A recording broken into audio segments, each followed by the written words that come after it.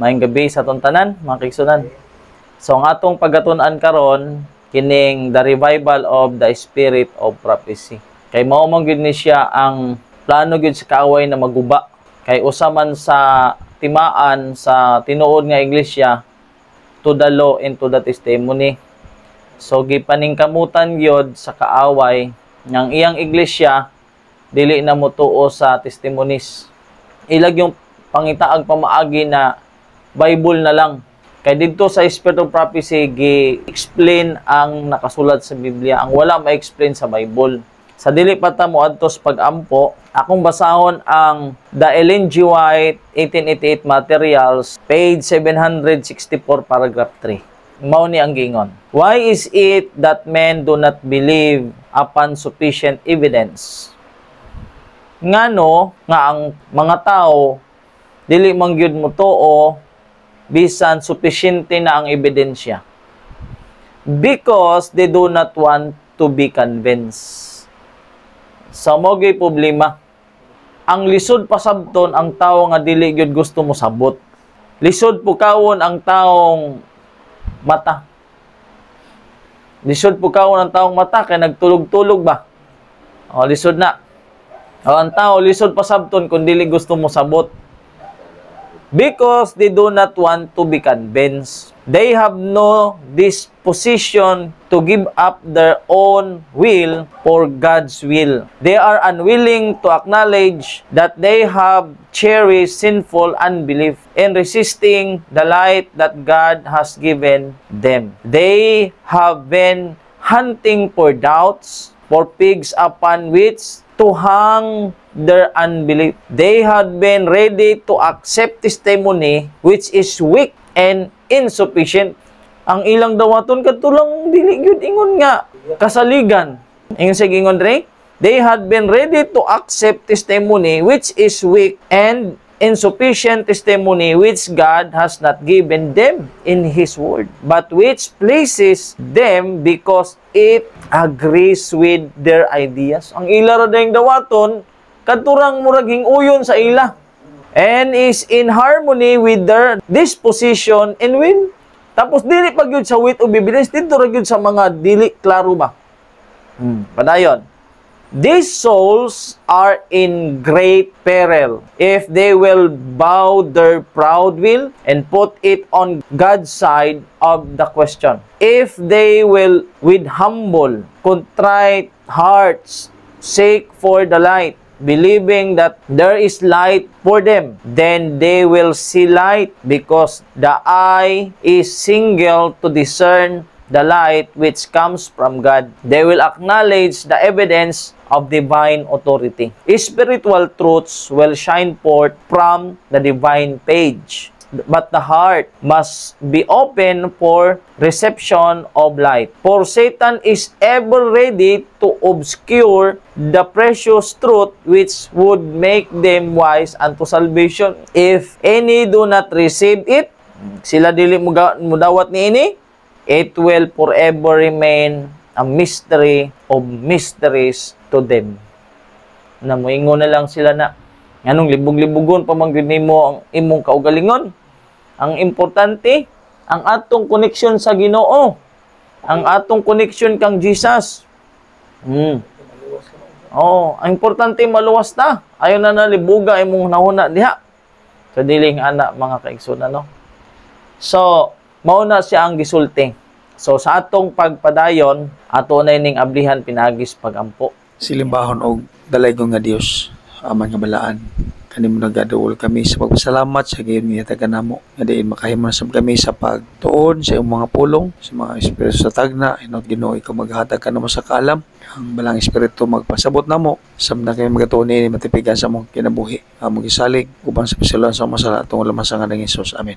So dirita sa duha ka teksto. Naay duha ka teksto dire. Una, ang ikaduhang Kronikas 20:20 ug ang ikaduha ang Isaias 8:20. Ang giingon dire, and they rose early in the morning and went forth into the wilderness of Tekoa, and as they went forth, Josaphat stood and said, Hear me, O Judah, and ye inhabitants of Jerusalem. Believe in the Lord your God, so shall ye be established. Believe His prophets, so shall ye prosper. So, naay duhang nga gisgutan diha, tuuhan nimo ang Ginoo na imong Dios ug ikaw maligon.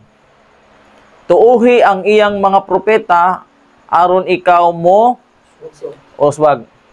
So kana nga duha kinahanglan mituo ka sa Ginoo para ikaw mo ligon o aron ikaw nga muswag mutuo ka pod sa iyang propeta. Dili pwede na sa Ginoo ra.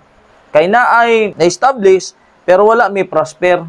Stagnant siya ra diha. So Isaiah 8:20, to the law and to the testimony, if they speak not according to this word, it is because there is no light in them. So walay kahayag kung dili ka musulti sumala sa kasuguan o sa pagpamatuod. So duha pod, kasuguan o sa pagpamatuod. Kung ang atong pagsulti o pag-share sa mensahe, ang atong pag-speak, dili sumala sa kasuguan o sa pagpamatuod, atin aw gyud na wala gyud kahayag. Karon kini siya nga duha ka teksto gi-explain ni siya sa atong propeta. Lumalinda messages, gi-quote ni siya, establish prosperity. Nani siya sa page 33, paragraph 1 o paragraph 2. Ingon. Mao na niya itong gibasa, believe in the Lord your God, so shall ye be established. Believe His prophets, so shall ye prosper. To the law and to the testimony, if they speak not according to this word, it is because there is no light in them. Dirita sa gisulti. Two texts are here set before God's people. Two conditions for success. Duha ka kondisyon for success. The law is spoken by Jehovah Himself, and the spirit of prophecy are the two sources of wisdom to guide His people in every experience. Deuteronomy chapter 4 verse 6, this is your wisdom and your understanding in the sight of the nations, who shall say, surely this great nation is a wise and understanding people. Nahinumdum mo atong a chosen generation, a peculiar people, a holy nation, mao ni siya ang gisgutan.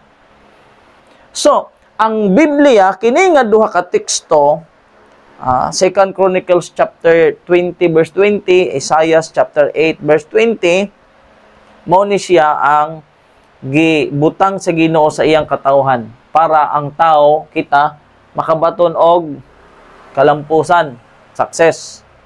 Ang kasuguan o sa pagpamatuod are the two sources of wisdom to guide His people. Continue dito sa paragraph 4. The law of God and the spirit of prophecy go hand in hand to guide and counsel the church. And whenever the church has recognized this by obeying His law, the spirit of prophecy has been sent to guide her in the way of truth. So, i-guide kita dito gid sa dalan sa kamatuoran. Dili gyud Bible ra, no? Iskutan gid niya, asa na siya mabasa? Lumalinda messages. Padayon. Gi-quote diha ang pinadayag 12 versikulo 17. And the dragon was wroth with the woman, and went to make war with the remnant of her seed, which kept the commandments of God, and have the testimony of Jesus Christ. This prophecy points out clearly that the remnant church will acknowledge God and His law, and will have prophetic gift, obedience to the law of God, and the spirit of prophecy has always distinguished the true people of God. Kung ibulag na nimo dito ang spirit prophecy, dili na siya people of God. Bisan asa diha, tinuod nga, ingon sa pagkatinuod, walay kabuntagon alang kanila, walay kahayag. Puro ngit-ngit ang mga pagsabot. No? Noon na siya. And the test is usually given on present manifestations.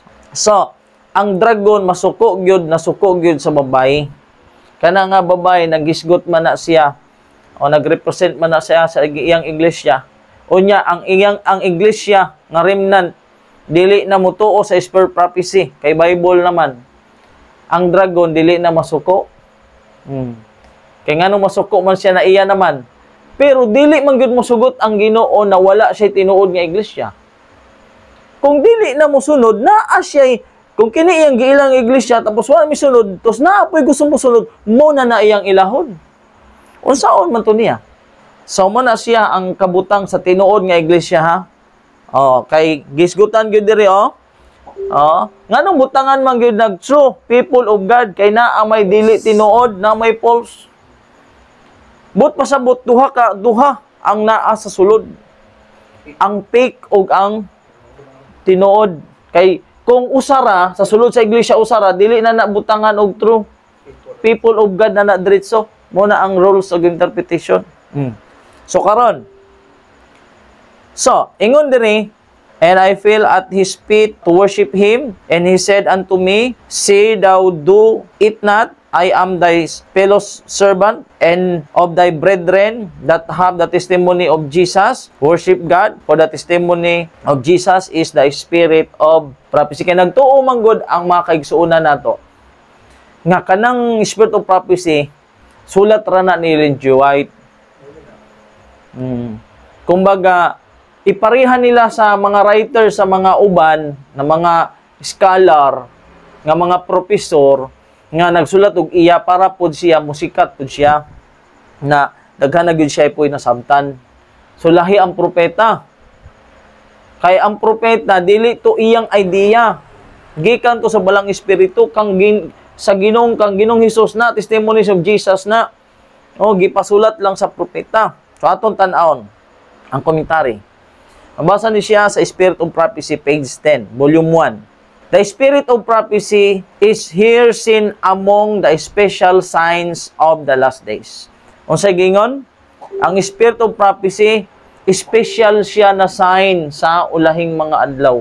It revivals in the last days was to constitute one of the most noted signs of the approaching end. This is evident from its being classed with the most prominent signs in the sun, in the moon, and in the stars, and such wonders in the heavens above, and in the earth beneath, as blood, and fire, and vapor of smoke.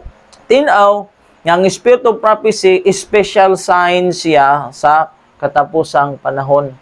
Kung naay sign sa pangahulog sa mga star, sa buwan, sa adlaw,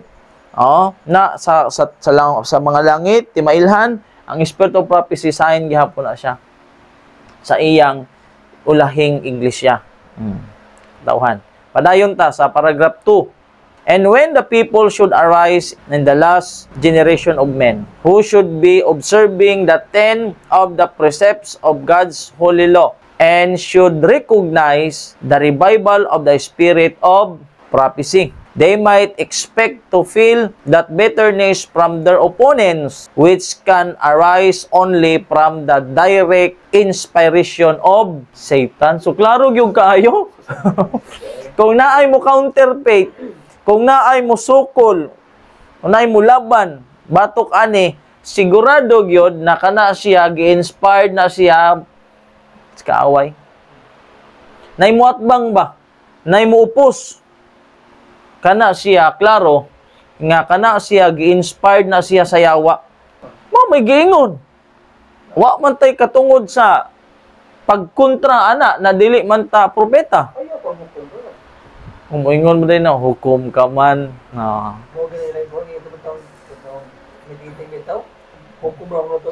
Hukom. And the dragon was wroth with the woman, and went to make war with the remnant of her seed, which keep the commandments of God, and have the testimony of Jesus Christ. Revelation 12 verse 17. Kung naay mo kunta, inspiration of Satan na. The testimony of Jesus, said the angel to John, is the spirit of prophecy. Revelation 19:10. It is the keeping of the commandments of God and the recognition of the revival of the spirit of prophecy by the remnant of the church or the Christians of the last generation. So, mo gini gikalagutan, kapungutan aligot-got ang dragon, ana. Nakana nga remnant church, na ay spirit of prophecy. So, naagani church na kuan walay pagtuo sa spirit of prophecy, sigurado ang kaaway. Kanang ito na, that is thirst, paligkutaw. Sa pasok po. Suko. So, mauna, nadilig yung kahibulungan na kung mudala na ka og Bible in spirit of prophecy, daghan gyud masuko nimo. Likay-likaya nagyog kag tagaan og bahin. Kay kung ang tao musukol, inspired by Satan man na, inspiration of Satan. Kay si Satan na suko bayaan ng kuan. Di naman siya masuko kung Bible ra imo basahon. Pero kung Bible spirit of prophecy gani, mo na iyang gikalagutan. Kasabot no sa Bible ra yun. Dili man. So, tapos diri ra bagyod basahon ang kanang tin-aw baya ang atong stand ana sa 28 fundamental belief sa My Journey to Life, The Gift of Prophecy, step 21 to 28.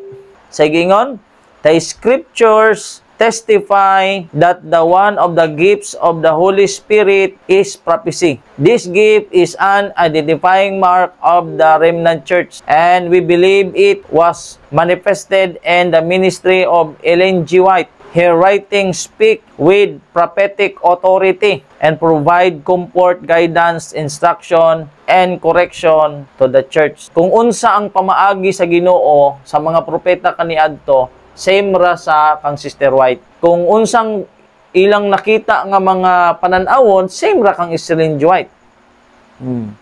So muna siya, ang stand sa atong iglesia, mo ra gihapon, no? Spirit of prophecy, mo ra gihapon. Pero makasusubo lang yun kay majority sa atong makaigsunan, dili sila mudawat. Kaya yun Bible and Bible alone. Bible and Bible alone. So, kanang Bible and Bible alone, dili na ang kuan. Dili na ang ilhanan sa tinuod nga iglesia. Kung mo Bible na lang yun, dili na mo spirit of prophecy, kaya tinaw man ang Bible and spirit of prophecy. Pero kung moingon ka ng spirit of prophecy ay addition, dili na po na pwede. Ingon dire sa understanding Ellen G. White, as far as Ellen G. White was concerned, her writings when compared to scripture were a lesser light, nor new or additional light. Dili siya new, dili po siya additional light. Same ra siya nga light sa Bible. Gitawag lang siya na lesser light. Little heed is given to the Bible, and the Lord has given a lesser light to lead men and women to the greater light. So, dili daybot pasabot na kung mubasa ka og spirit of prophecy, ay imo nang ipakadako ang spirit of prophecy kay sa Biblia. Dili na. Kundi, gihatag sa Ginoo ang lesser light to lead men and women to the greater light, na mo na siya ang Bible. So, muna siya sa 47. Sa 48 pod, the written testimonies are not to give new light. Dili siya lahi nga kahayag o lain nga kahayag, kundi sama ra siya sa Bible na kahayag. The writings of Ellen G. White are not an addition to or extension of Scripture, but instead were subject to it. Again and again, she sought to make it crystal clear that her writings are secondary and subject to Scripture. So, ano siyang stand sa atong iglesia.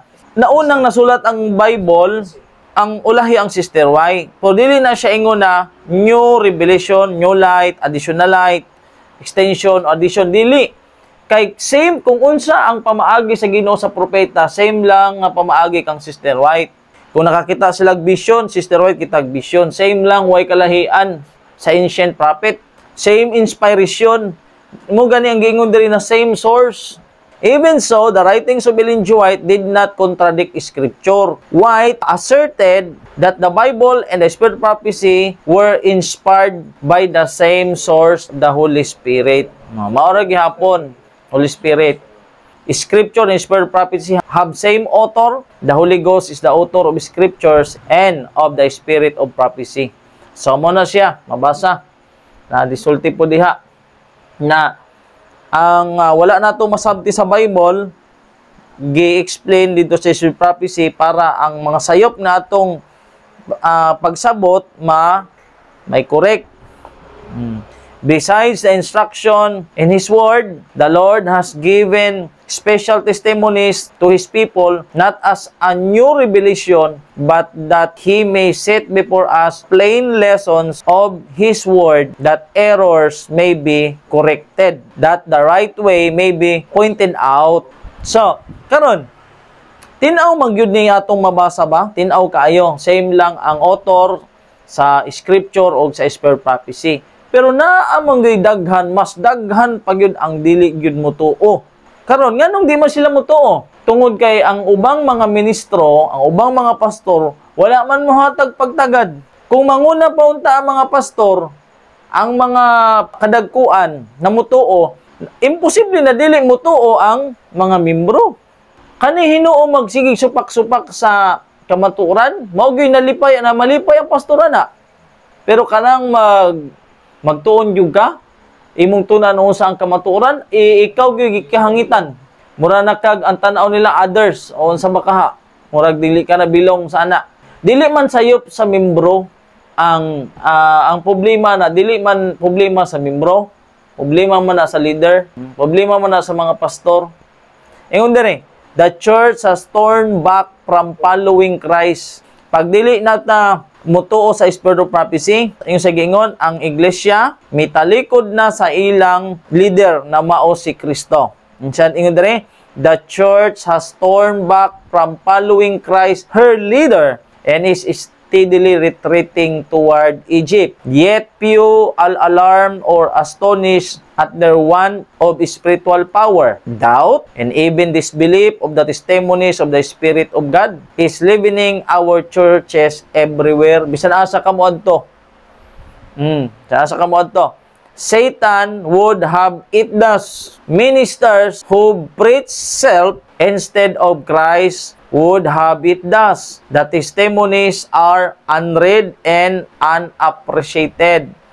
Ang mga ministro nagwalay sa ilang kaugalingon.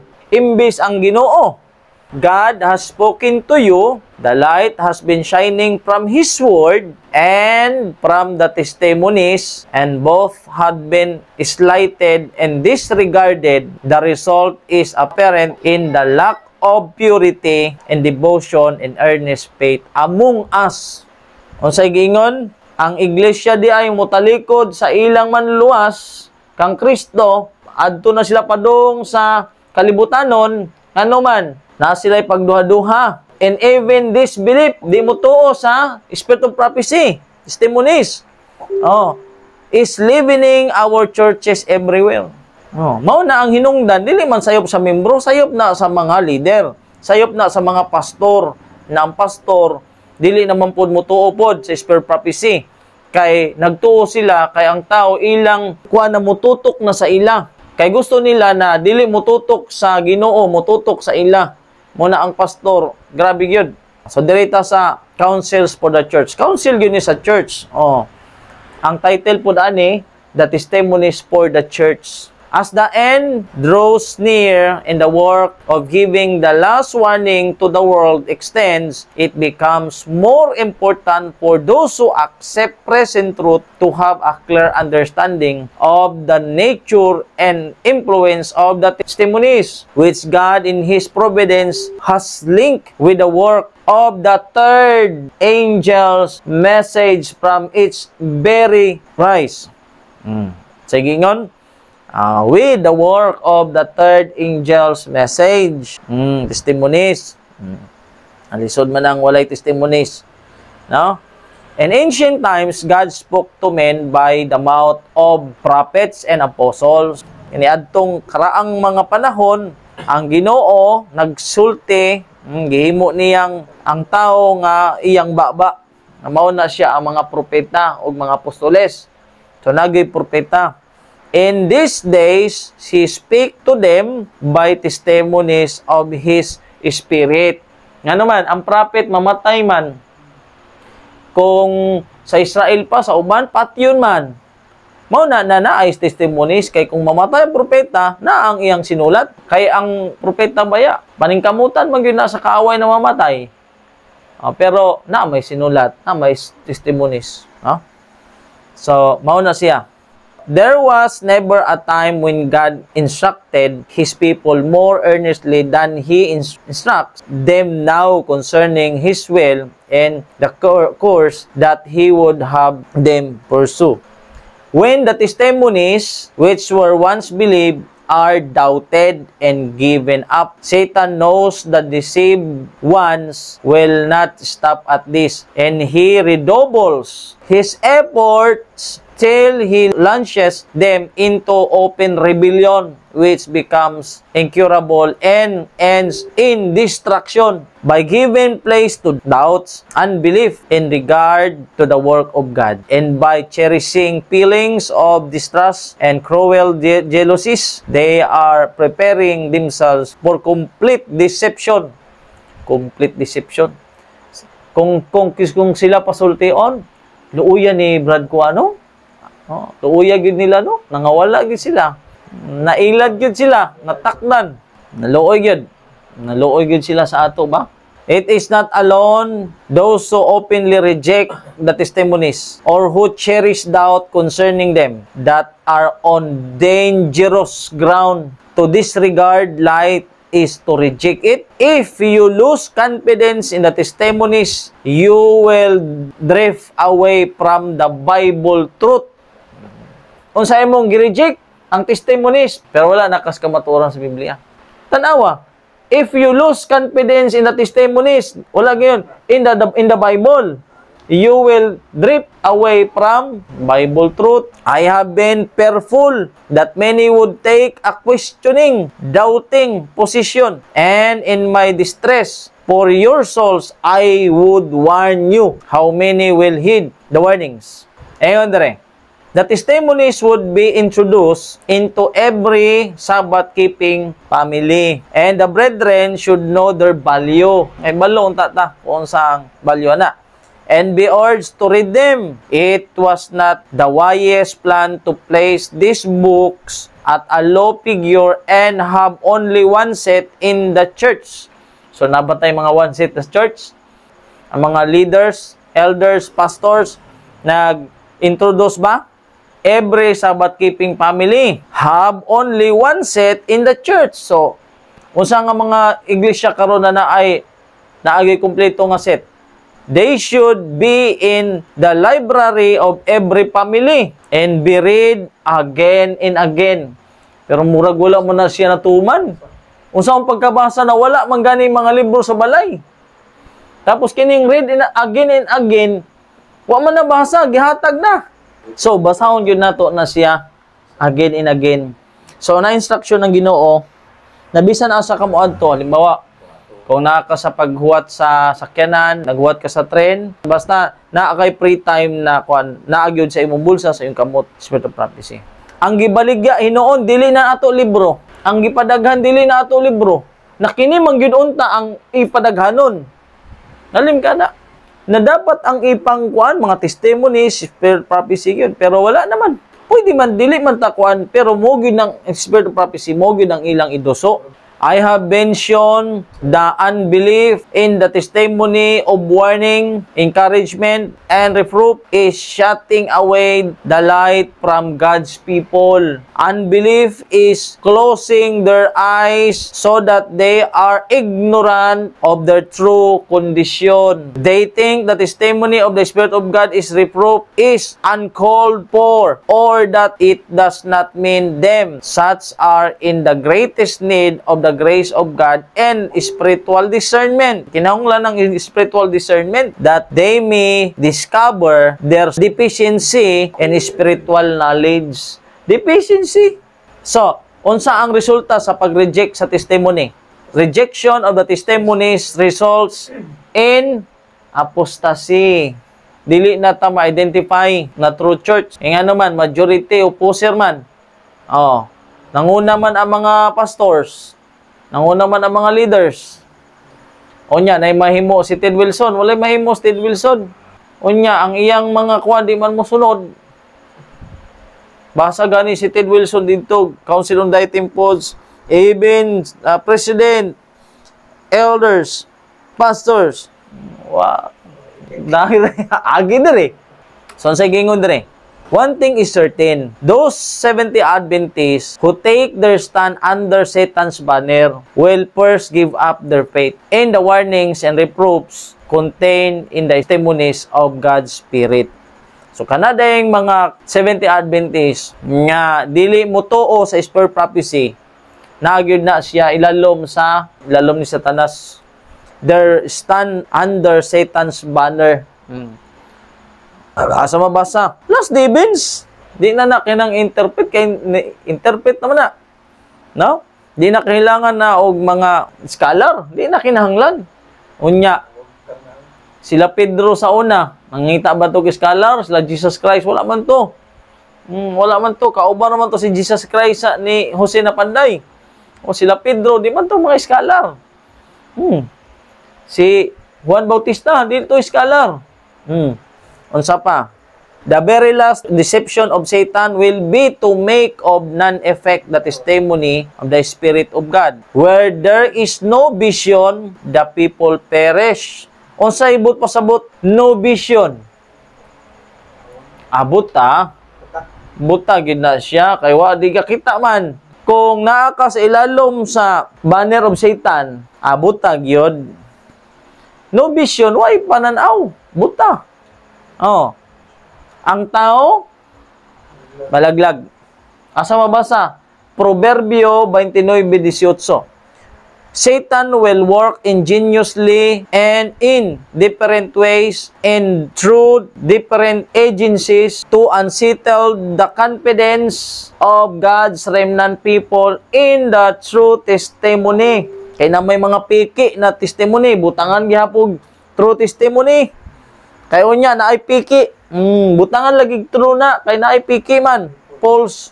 The enemy has made his masterly efforts to unsettle the faith of our own people in the testimony. This is just as Satan designed it should be. And those who have been preparing the way for the people to pay no heed to the warnings and reproof of the testimony of the Spirit of God will see that a tide of errors of all kinds will spring into life.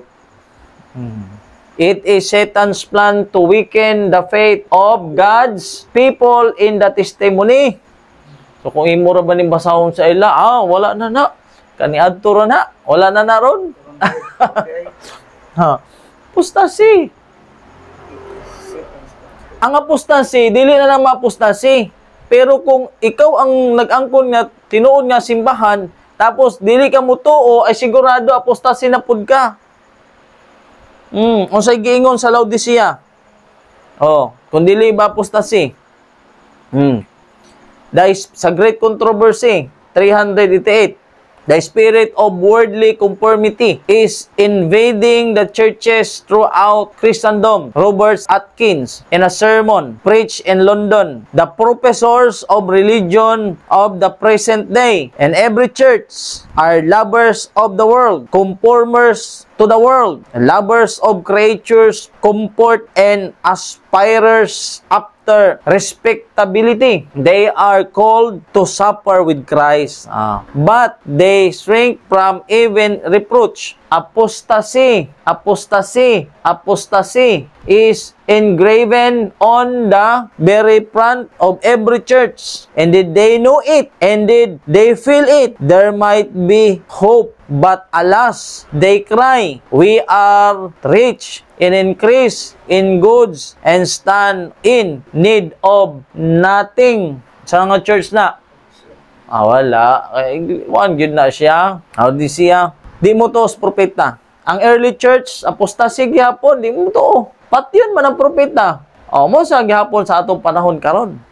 Where there is no vision, the people perish. Sa New International Version, kung imong basahin dito, the Lord knew, where there is no revelation, the people cast off restraint. No revelation di ay na.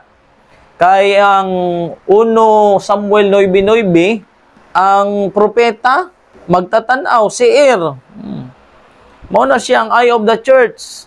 O nya, kung no visions, kung buta, kung di ka kita, mo na giingon na ang buta, naggiya sa buta, silang tanan, ngadto sa gahong, wa gyud maka ang buta, giguyod mo sa buta pod. Without a vision, it is the blind leading the blind. Unsa kay komentary ani? Sa gingon, the very last deception of Satan will be to make of none effect the testimony of the Spirit of God. Where there is no vision, the people perish. Ngano man, kung wa na kay pananaw, wa na kakita sa mga butang, wa ka kay balok, wa sa kapadulong, wa kita na padung na day ka sa bangin, wa kay balo sa imong gipadulngan, he will bring in spurious visions to mislead and mingle the false with true. And so, disgust people that they will regard everything that bears the name of visions as fanaticism. But honest souls are contrasting false and true will be enabled to distinguish between them. Ana siya. Di man mutuo sa propeta. Di man mutuo sa mga testimony. Unsa nahitabo? Destroy for the lack of knowledge. Had Israel heeded the messages of the prophets, my people are destroyed for the lack of knowledge. And was message to them through Hosea, because thou hast rejected knowledge, I will also reject thee. I-reject tapod mo. Kani di ay buta, nag-reject na siya sa knowledge. Ngagi padayag sa propeta. My people, isa man ning nagangko na may, are destroyed for the lack of knowledge. Kaya nga naman, they reject knowledge, I will also reject thee.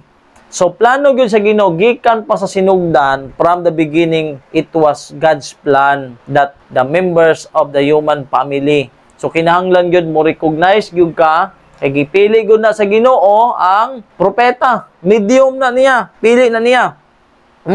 Sa council for the church. So atong tanawon ha. O sa gingon, God's plan. Plano sa Ginoo.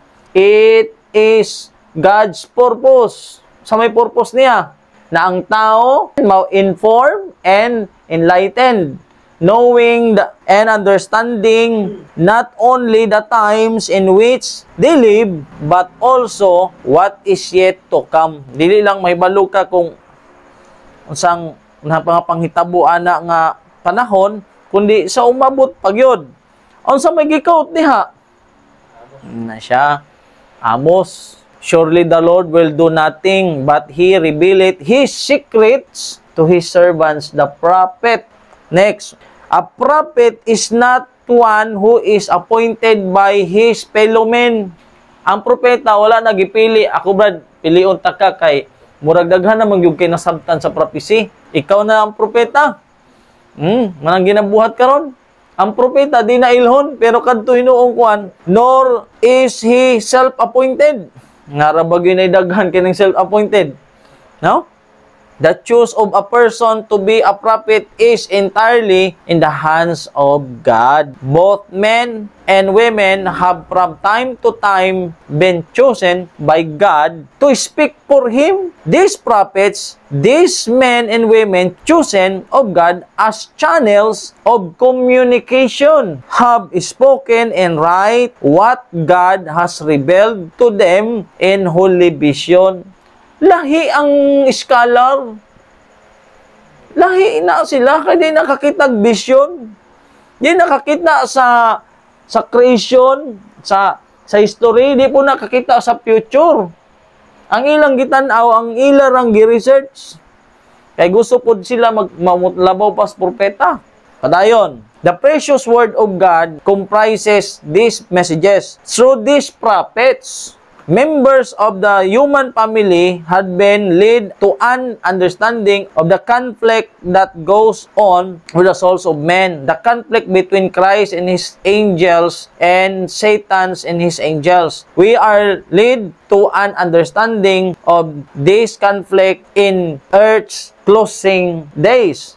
So, ato nang ipadayon dire. Dito sa 10, apostles, the last of the Bible writers, gave us a clear picture of the events of the last days. Paul wrote the perilous times, and Peter warned the scoffers working after their own lust, asking, where is the promise of his coming? The church at this time will be in conflict. For John saw Satan as he went to make war with the remnant. The Apostle John identifies the members of the last day church, the remnant church, as those which keep the commandments of God, Revelation 12:17, thus making them a commandment-keeping church. This remnant church would also have the testimony of Jesus, which is spirit of prophecy, Revelation 19:10. Paul states that the church that is expectantly waiting for the coming of Christ would come behind in no gift. 1 Corinthians 1:7-8. It would be blessed with the gift of the testimony of Christ. Sa giingon, naagid na siya ang spirit of prophecy. Kisay mo dala ni propeta. O sa giingon, God's plan, God's purpose. Tapos, spirit of prophecy. Sa gingon, it is clear then that in God's plan, the church of the last days would, when it came into being, have its midst the spirit of prophecy. So, dirita, ng mga tao nga dili mo to og propeta. Kisa man tong lamito sa propeta. Nga gihimo siyang hari. Ha? Saul, himo siyang hari. Atong basahon ang 1 Samuel 15, 1-2. Og si Samuel miingon kang Saul, si Jehova nagpaanhi kanako aron sa pagdihog kanimo aron sa paghimong mahimong hari. Himo kang hari sa Israel. Sa ibabaw sa iyang katawhan, sa ibabaw sa Israel busa karon pamati ang tingog pulong ni Jehova. Atika sa pulong sa Ginoo. Mao kini ang giingon ni Jehova sa mga panon. Sa sugo niya, akong gitiman-an kadtong gibuhat ni kinsa? Amalek sa Israel. Kung giunsa niya sa pag-asdang batok kaniya didto sa dalan, sa diha nga siya migula gikan sa Ehipto. So, gisugo ni si Saul na hari sa Israel, tapos iyang girahon si Amalek. Okay? So, ang sugo mao ni, tinaw kayo ang sugo, busa lumakaw ka, hampakon mo si Amalek. Og hutda, laglaga sila tanan. Laglag tanan. Laglaga tanan. Kanina, ayaw sila pagawsa. Wagay bisan ang mga babae, lalaki, babae, infant, anong masuso, o sa pa, baka, ang mga karnero, ang camel, o ang bisan unsa pa. Asno man asno. Tanan, walay ibilin. 4, og si Saul nagtawag sa katawhan, og giihap sila dito sa Tilim, 200,000 footmen and 10,000 men of Judah. So, grabe kadaghano. Gitigom to niya tanan, kay mo subo sa Ginoo. Tanan yun. Karon na. 7. Og si Saul nakadaog sa mga Amalekites. Nabihag nila ang mga lugar. Pagkahuman diri sa Utso kay namoy gingon de. Og iyang nadagi dakpan habuhi si Agag. Iyang gibuhi ang hari sa mga Amalekites. So iyang gibuhi ning hari. Pero ang uban destroy. Pero naa siya gibuhi. Agoy kayang sugo diri kay tanan man. Bisan gani ang infant, tanan. Way mahabilin. Basta may kinabuhi, way mahabilin. Ingon dire, apan si Saul ug ang katawhan nagpagawas kang akag nga agag nga labing maayo sa mga karnero. Ugoy naaman sila gi mga maayong karnero. Unsa pa maayo nga mga baka, mga tambok na kuan, mga nating karnero, maayo gyud. Healthy kay ni. Ug ang tanan nga mga maayo. O wala mibuot sa paglaglag, kurot kanila, wa gyud nila hutda. Oh, naagipili na murag nindot ni da. Nausikan siguro. Ang mga walay pulos ay lang gikuan. Unya nahiabot ang pulong ni Hiuba kang Samuel. Ugoy. Nagpadayag na ang Ginoo kang Samuel. Ang propeta gipadayag, oh. Wala gud si Samuel didto. Tuagod siya sa iyang lugar. Pero ang pulong sa Ginoo naghatod na kang Samuel. Na, mabasa na ito, basahon. Nakapabasol ka nako, sa gingon sa Ginoo, nagbasol ko, nga akong gibutang nga hari si Kuan, Saul. Basol ko, kay siya mitalikod gikan sa pagsunod kanako, o wala nagatuman sa akong mga sugo. Wala misunod sa sugo sa Ginoo. No? Wala misugo. O wala mutuman sa akong sugo. O si Samuel nasuko. So, pwede man masuko. Masuko si Samuel. Pero nasuko sa Bisaya, pero lahi diyang sa English. Wala na siya. Nasubo na. Pero sa Bisaya, murag maka dili maayong pang-translate. And he cried unto the Lord all night. Way tulog. Gabi, nagtuaw siya sa Ginoo. Guol ang propeta, wala gyud siya tulog tibok gabi. And when Samuel rose early to meet Saul in the morning, so mimatwa siya tulog. Matagya po siya sayo, adto siya sa gitawag nga Carmel. Nando siya Carmel, iyang giadto si Saul. Karon, and Samuel came to Saul, and Saul said unto him, Blessed be thou, O the Lord. Nga siya, gibilahan ikaw ni Hiuba. Ako nagtuman sa sugo ni Hiuba. Ingon dayon siya, nagisunod na ako. Nangwa na yun, nanghapin. And Samuel said, Usa man akong nabatian nga mga tingog.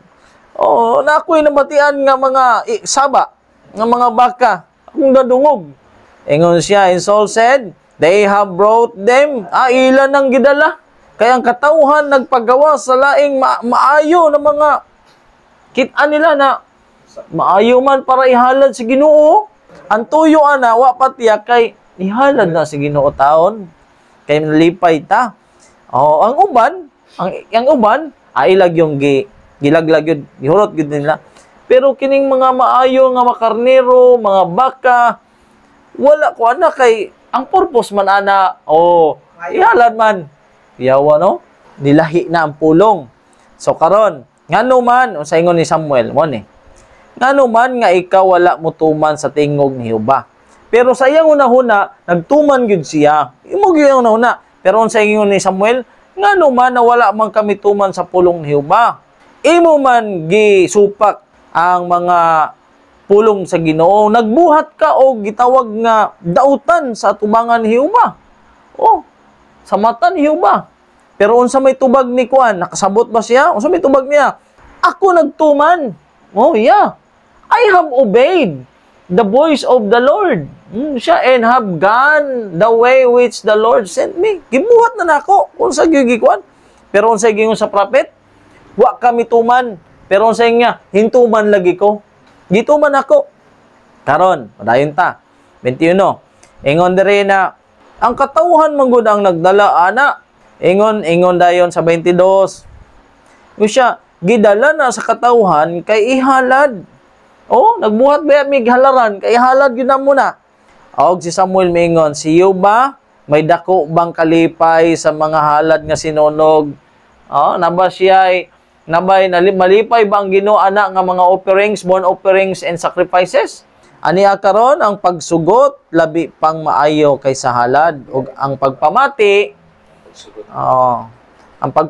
kaysa tambok ng mga laking rams man ang laki.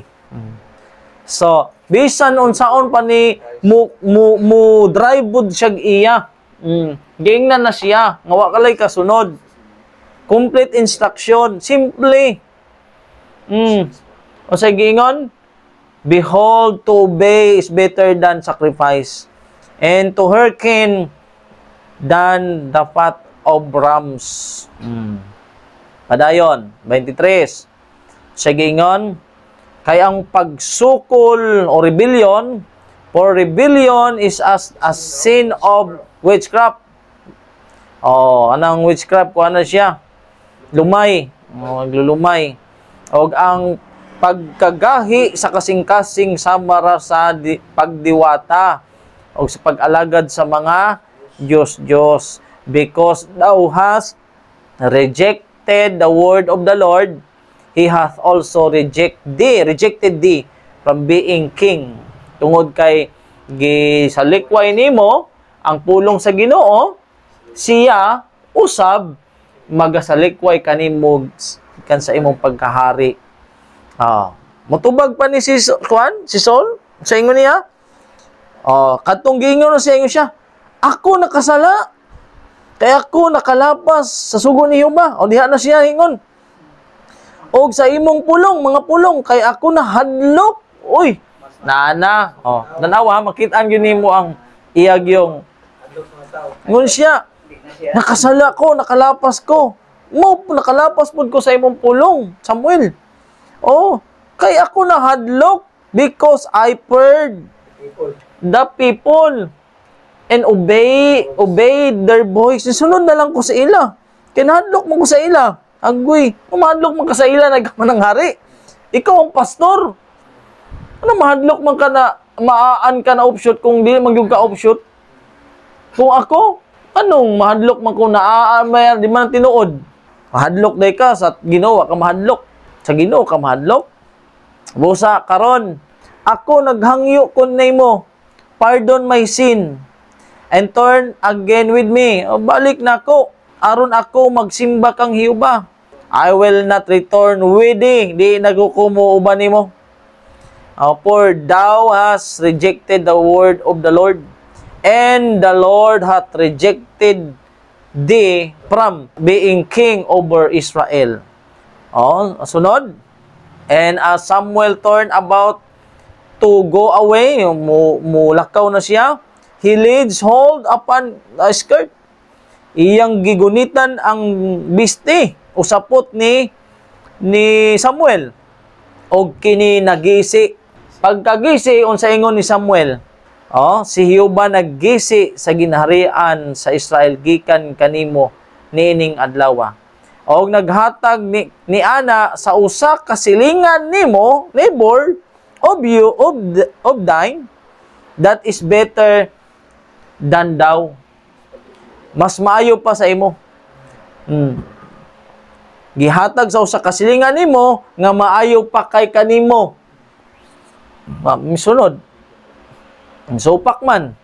Basta mo supak sa propeta, di supak ang pulong sa Ginoo. Kaya ang pulong sa propeta, pulong man to sa Ginoo. Unya, di man to pulong ni Ellen G. White. Kay vision man to. Tapos ang gisulat niya, gikan sa trono sa Ginoo. So sa panahon ni Moses, si Hanis ug Hambres nagsupak pod sa propeta. So sila na nagtuon ever learning ug sa gingon dire nga sa gihapon na nagtuon apan dili gayod makakaton sa pag-ilas kamaturan maingon nga si Hanis ug si Hambres misukol kang Moses, ingon man usab kini sila nagasukol sa kamaturan nga mga tawo nga dunot og hunahuna, mga sinalikway mahatungod sa pagtuo. Wala gyud misupak kang Moses o supak pod sa kamaturan. Ang katawhan man gud sa Ginoo dili magsusupak. Ang reformers, ang karakteristik sa reformers dili siya mangguguba. Plain na kayo, basa na gyud kayo. On Friday, let the preparation. Basa pa man gyud mas labo pas tanang labo. Mubasa ra ba kunuhay para ingnon mutuo? Pero balion di ay. Gusto mo balion. Imo ni ang ingon ni Suanso. Ang yes, kung ang yes, wa na gyud laing interpretation ang yes. Ang opposite sa yes, no gyud na. Ang opposite na lang ang imo. Kung dili yes, no gyud na. So, ingon dire, characteristics of the true reformers. Here are given the characteristics of those who shall be reformers, who will bear the banner of the third angel's message. Those who avow themselves God's commandment-keeping people, and who honor God, and are earnestly engaged in the sight of all the universe, in building up the old waste places. Who is it that calls them? The repairers of the breach, the restorers of the paths to dwell in. It is God. Their names are registered in heaven as reformers, restorers, as rising the foundation of many generations. Magre-repair ang mga naguba, ilang patindugon, ang nangatumba, nangagunob, ilang ipamarugon, ilang ayohon, ipurmahon nila kung saan nagiguba sa kaaway. Kung saan mga giguba, gi-repair, gi-restore. Maura gihapon, word restore, renew, repair. Their names are registered. Di gyud ma-register dito kung sigig supak. So mo ni siya ang characteristic. Magre-repair. Dali ra gyud kayo ma-detect kung kana siya reformers. Kay modawat na siya sa mga simple, plain ra kayo. Dili gahi og ulo. So kining ang word reformers, Brad, kanang musunod gyud ka. Musunod gyud ka kung sa maayo. Di man matawag ng uban kay sige magsupak. Mirabag nasakto ang mga gigamit na time in place, wala makagamit og time in place. Ang dragon, suko gid kaayo sa kan mo na siya kung ang ahensya sa dragon mga wala misunod, suko pud na sa imo kay ahensya man to niya. Inspiration of Satan man na. So diri pa lang gyud kuha na gyud kaayo, naraman gyud na apostasy, dili gyud masayop ang spirit prophecy. Kay unsa gani one thing is certain. Basta ang mga tao musupak yun, na siya sa Satan's banner. Wa gyud nas kausa sa Ginoo. Duha ra man nakakausa. Tanawa ra ang iglesia mitalikod na sa ilang leader, sa ilang gisunod, ngano man doubt and even disbelief of the testimony. Masipyat day ang propeta ni. Ang ilang buhaton para dili na tuuhan moingon sila ay para na. Mas kuan gyud ang Bible.